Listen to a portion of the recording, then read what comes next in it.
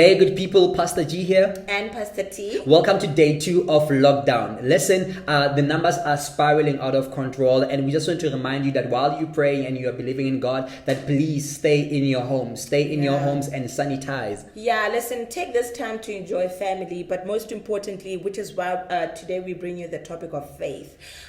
We would like to just bring some encouragement, a word of enlightenment once again into your homes. So we want to bring to you today that your faith has got shape. There is shape in faith. And so we want to talk to you about the 3 shapes of faith. Number 1, we're saying that your faith has got to adapt. When you look into the book of Genesis 41 verse 14, Pharaoh is calling Joseph from prison, but the Bible says that first of all, he shaved off his beard and hair. This is despite the fact that the Jews, they love their hair. You've seen them all around. They have got this beard and stuff. But he had to shave so that he can honor this meeting. He can honor this one moment in his life that will change the trajectory of his whole life. And so he had to adapt to look like the Egyptians in order to be acceptable before the king. The same case with Esther.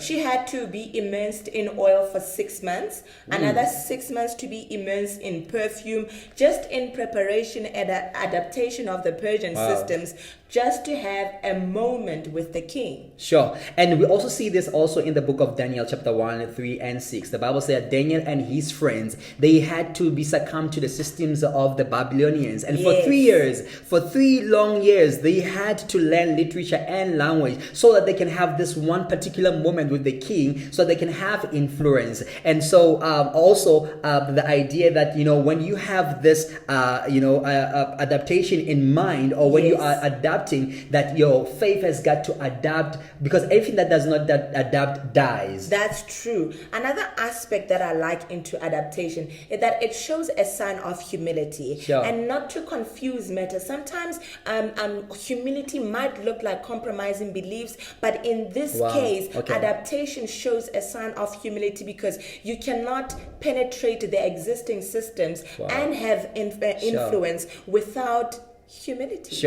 The second point that we really want to drive across you is the fact that your faith has got to adjust, evolve, so that you can have influence. Adjust, evolve to have influence. We also see it in the same stories of Joseph and Daniel, is that ultimately after they have adapted, they adjust themselves and then they evolve so they can have a voice. And ultimately when that happens, they now have an influence. They can speak to a king, and a king can declare and decree the word that these guys have come up with. The same way with Esther. Just by allowing herself to succumb to the Persian systems, it allowed her to now adjust and evolve, to rise to the occasion of now coming and meeting the king. And straight up, the Bible does tell us that as soon as she comes before the king, she wins favor before him, and now paving that way for her to make her request and to have that influence.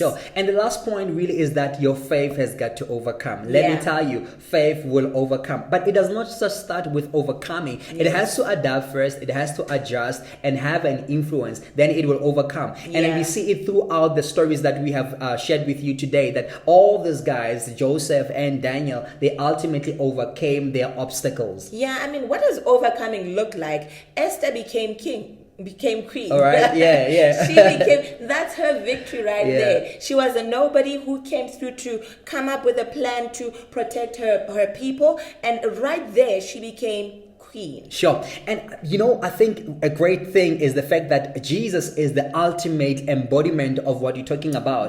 Look into his life. For 30 years, he adapts himself to a system of the world. And it takes him 3 years to have adjustment and evolve in his purpose and ultimately be influential. But it takes him 3 days. Listen, only 3 days to overcome sin, to overcome death, to overcome also sickness.